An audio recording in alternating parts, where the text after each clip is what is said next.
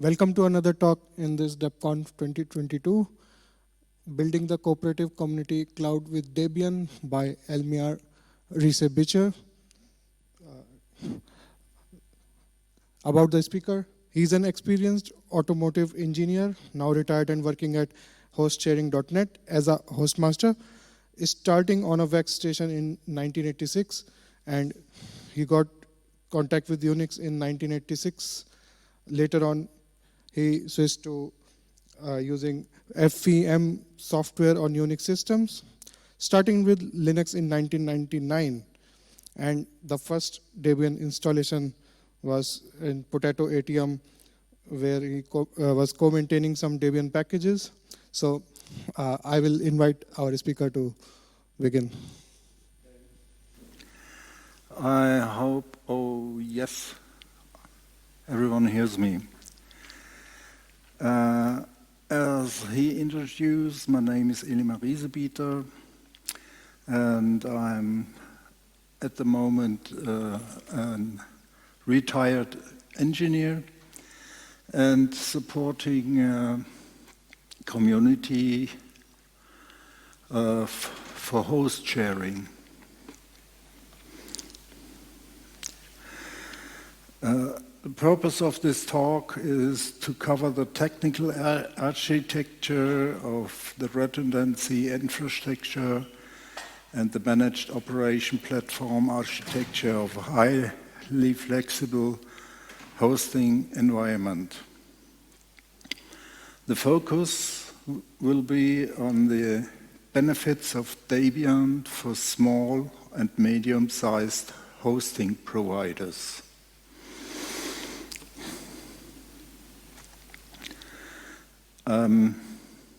I'm a member of the Cooperative Hostsharing EG, which was founded in 2000. I'm a member since 2001.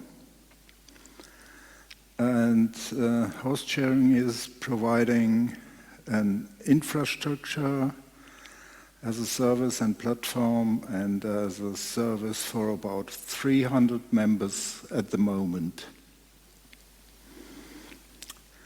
The membership includes a wide range of users, from individuals and freelance developers to small and medium enterprises and organizations.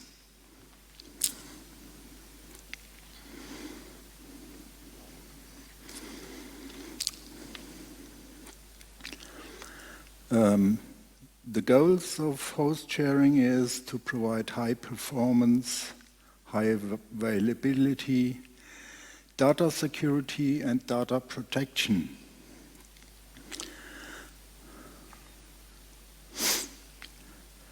And the cooperative will give some digital sovereignty, sustainability, and excellence. The cooperative community cloud of host sharing is entirely based on Debian, of course.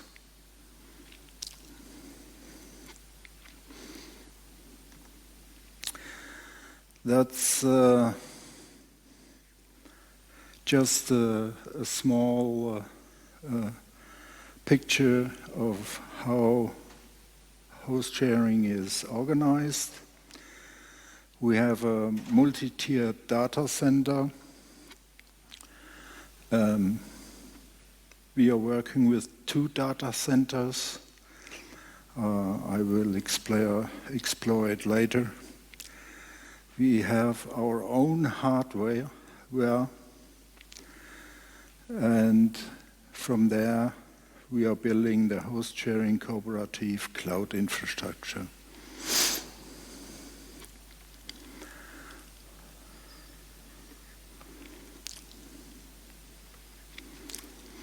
So, how is it done? The fundamental building block of the hosting systems are 2 redundancy groups consisting of 4 productive servers per each. That means that all the data are stored on exactly 8 servers, which are owned by Hostsharing itself. The productive hosts and their backup servers are located at a multi-tier data center. The replication hosts are located on a different data center. You know, if one data center burned or something like that, all the data can be destroyed, and so we can back up from a second data tier where all the data are redundant stored. The data centers are both located in Germany. I think that's a big question here. We are not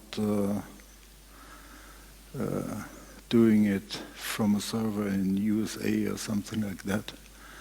We keep it all in Germany, expectively in Germany, yes. The hardware of the servers is the CPU, AMD CPUs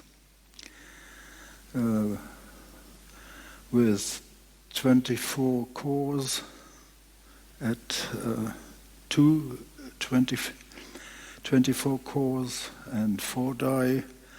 That means we have, in fact, 96 cores to do all the stuff. The memory we have is, at the moment, about 500 gigabyte. We can pull more to the servers, but at the moment it's not needed. The drives we have is a mix of NVMe disks and SRS disks, which in total is about 42 terabyte per each server.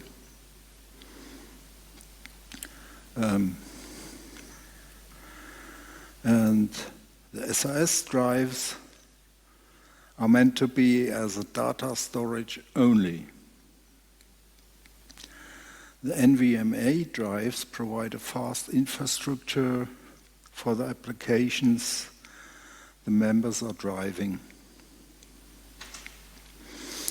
These drives are all assembled on different mirrored ZFS pools, where one is for NVMe and one is for the SRS disks. The operation system, which of course is Debian, is installed on the right one. X-file system, because if the ZFS fails, we can always access Debian separately. It's independent from each other.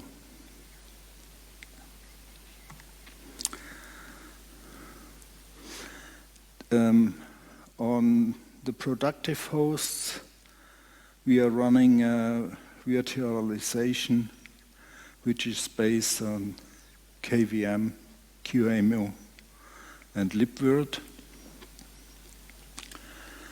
And on each host, they're running several virtual machines. It's up to 25 VMs per host, and the VMs can provide dedicated root servers. That means you can, as a member, you can have a complete root server and dedicated or shared managed servers where you don't have root rights, but you can administer all these servers as a member via maybe secure shell, and the member-specific data is located at that open ZFS file system.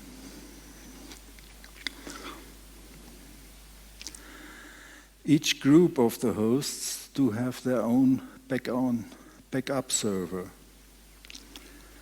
The backups are stored via DRBD from the productive servers to the backup servers. That means we do have a write one over the network. So if a host fails, we can switch easily to one of the backup servers to run the applications again.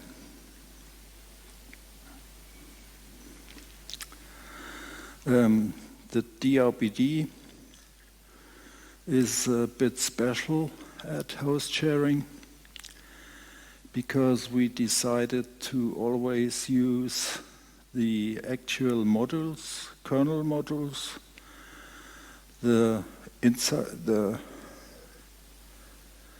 DRBD kernel modules, which in the kernel itself are very old, and so we are packaging at the moment the kernel modules by ourselves, and I'm intent to package these kernel modules for Debian itself. It's not that difficult, so that everyone can have the actual models.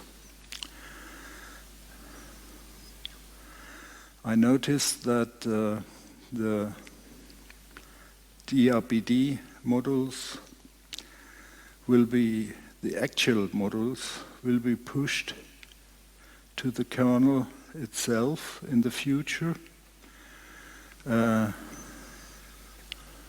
But this will be only in the SID kernel at the moment. And at host sharing we are running stable only. So we need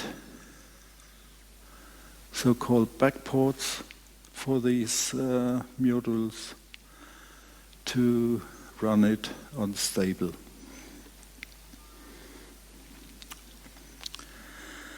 The ZFS pools are replicated via a software zREPL.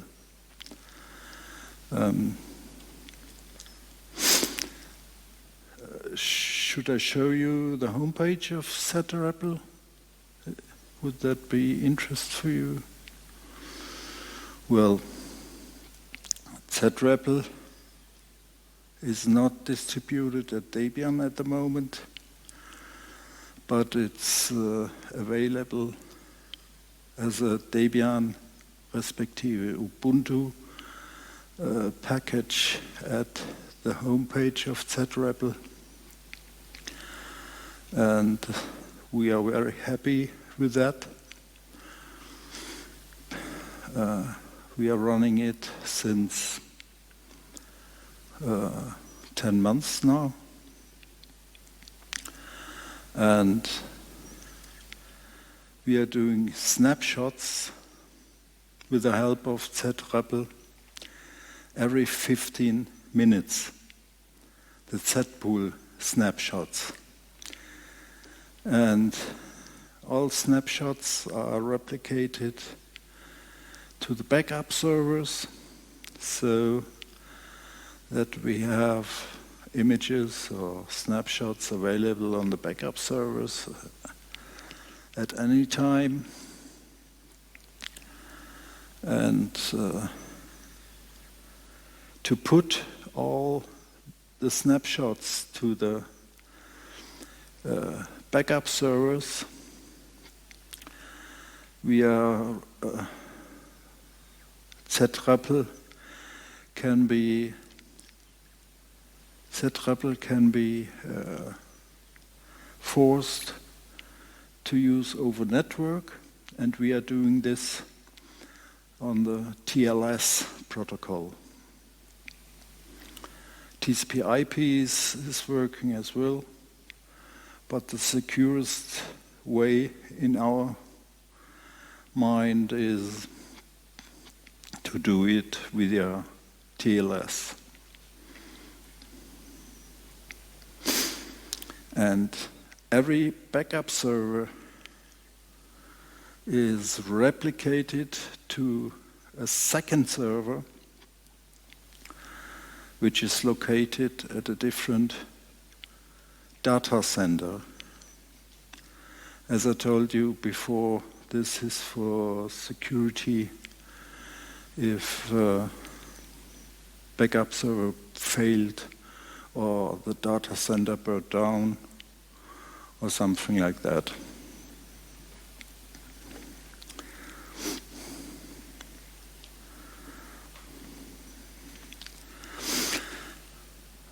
All the software and the applications we are using are deployed via the Salt stack. Salt is available on Debian, you know. We were thinking about to use Ansible instead, but we are not sure whether it's secure or not.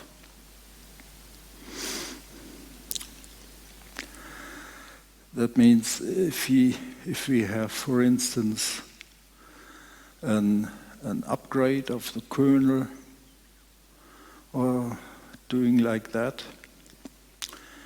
we are using the Salt stack to provide it to all hosts or to all the virtual machines.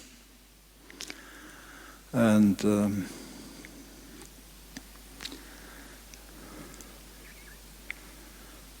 therefore, we can, for instance, put a so-called live migration, which runs with a libvirt, so that all virtual machines can be put on the backup server so that the host itself can be backupped and restored. And we need to do this because if after an upgrade we need to reboot the host, that all the virtual machines will calm down, and that won't be good for the members. So the member itself doesn't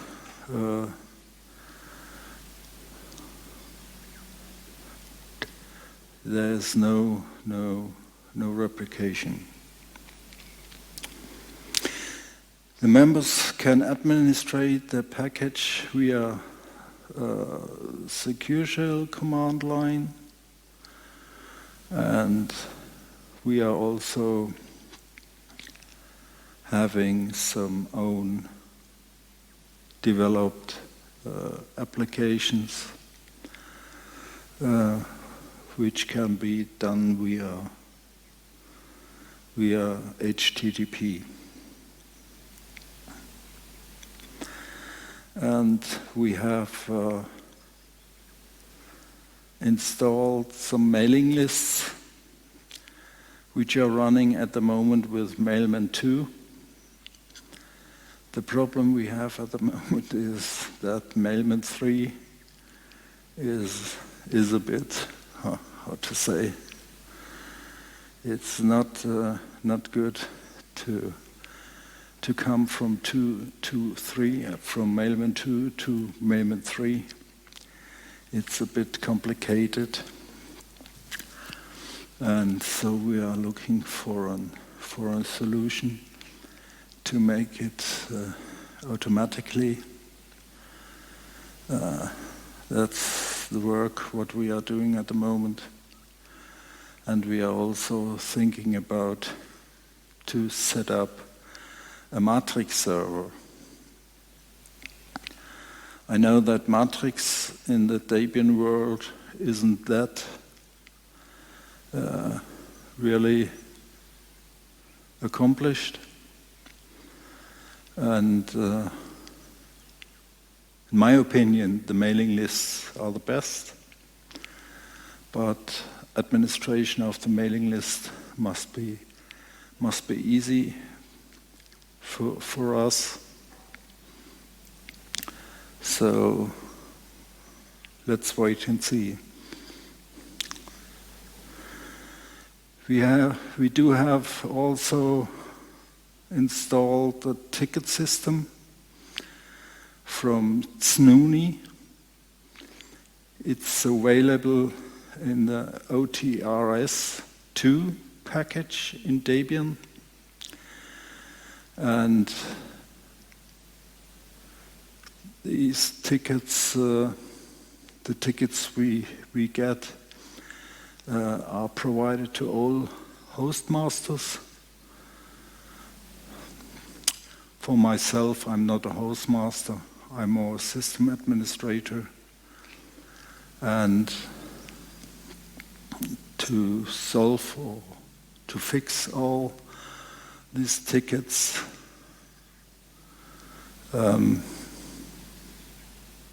it's always done within maximum 2 days.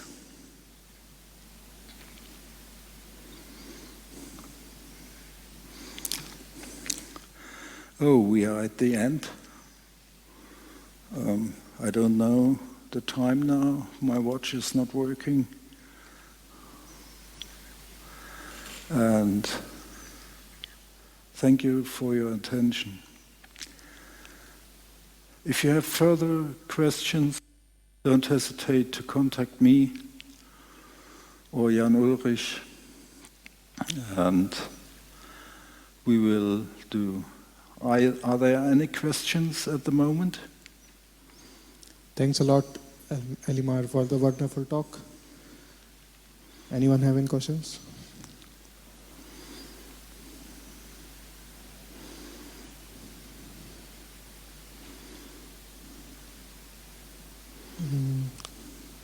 Yeah.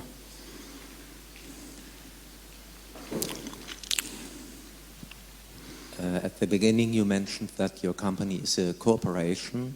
What are the members of your corporation? Are there just people or companies or other corporations? No, the members are private people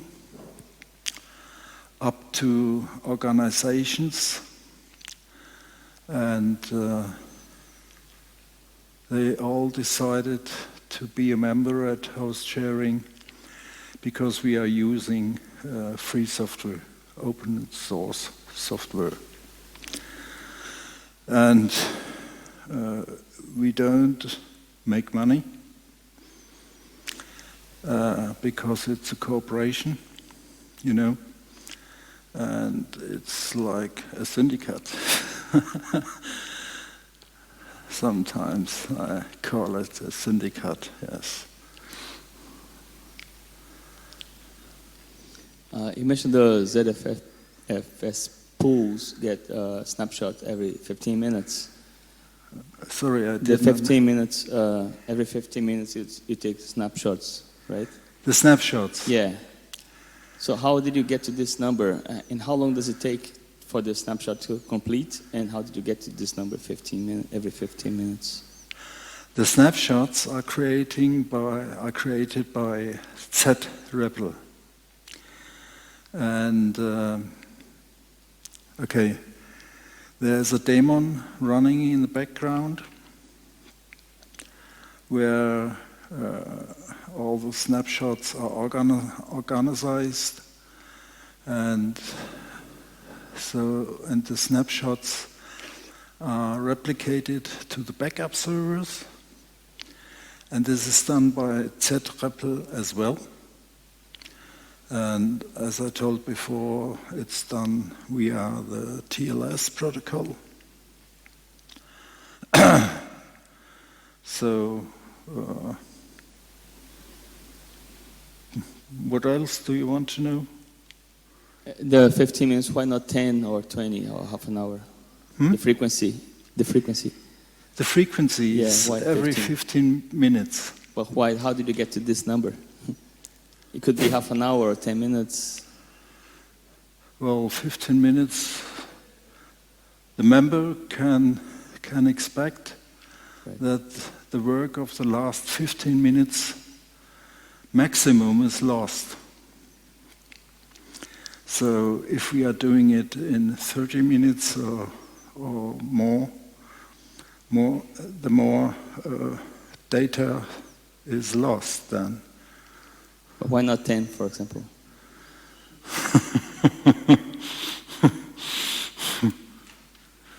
My question is just, is it an arbitrary number? Someone just thought about, 15 should be fine, or did you do some research? Or?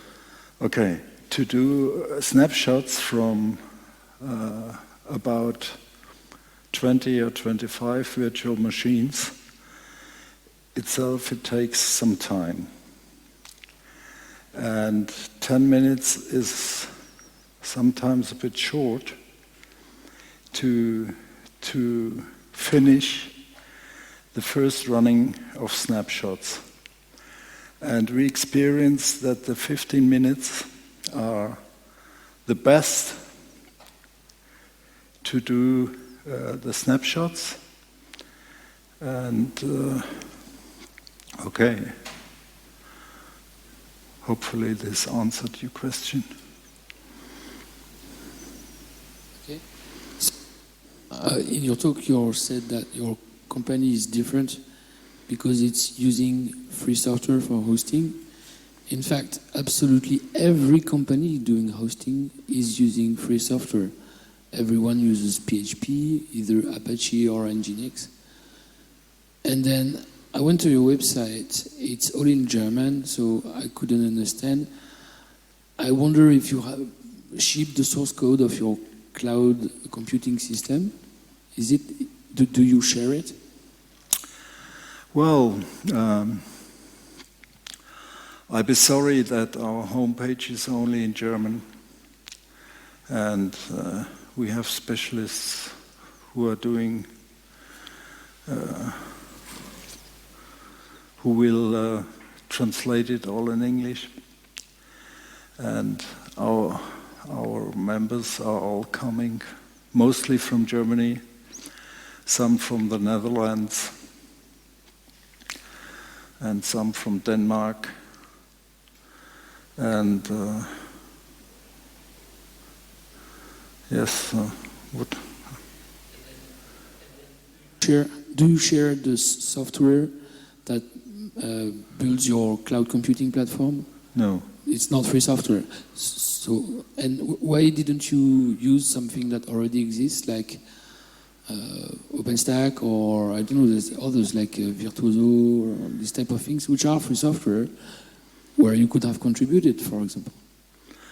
Well, all the software we are developed by ourselves is very specialized for the use cases of host sharing. What does your hosting company, in what way is it different from the other hosting company then?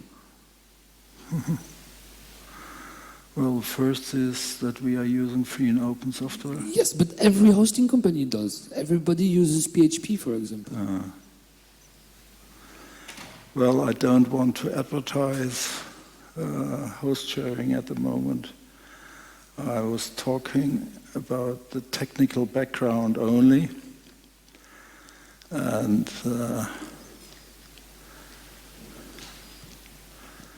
we have people who are advertising it, yes.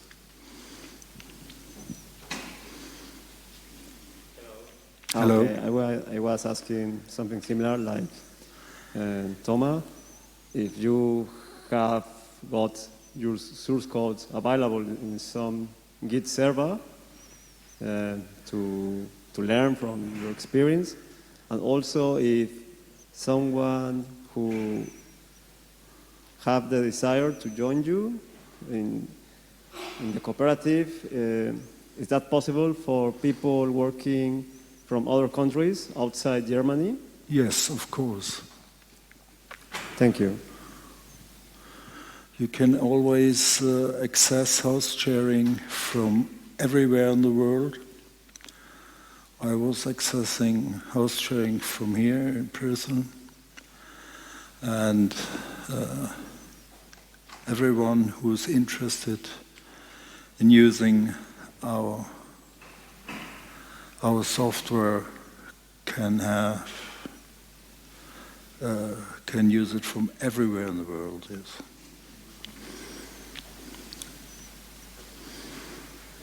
Anyone else wants to ask a question? We have a question from IRC. The question is, with a cooperative network like this, is there a bridging of the computer resources with the German wireless community mesh network, Freifunk?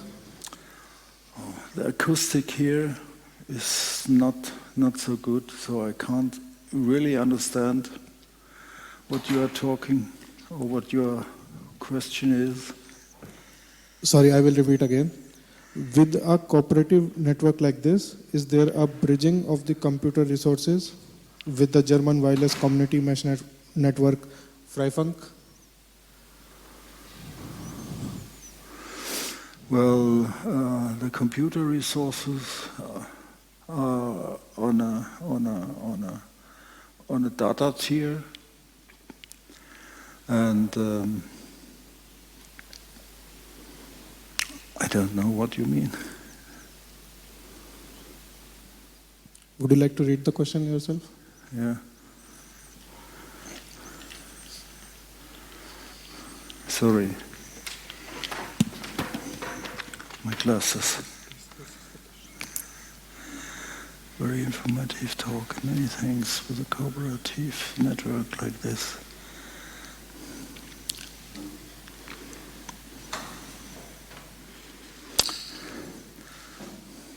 We never tested the meshing with Freifunk.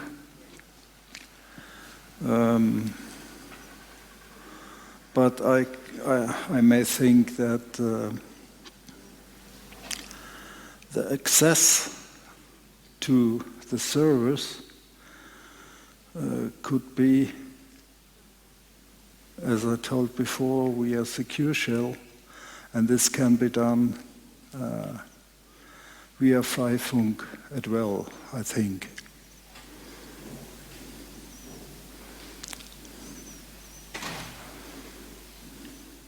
Thanks a lot for the talk, I think we are done now.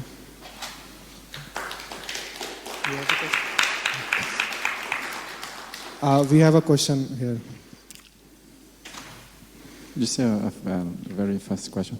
Do you have plans to package the Zeta Apple client that you mentioned? It's not packaged in Debian yet?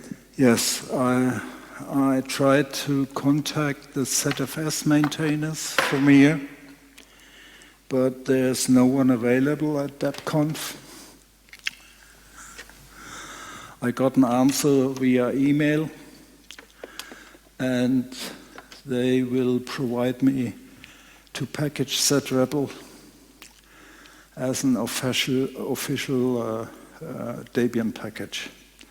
So I'll do it in the next future, as well as the DRBD modules I was talking about.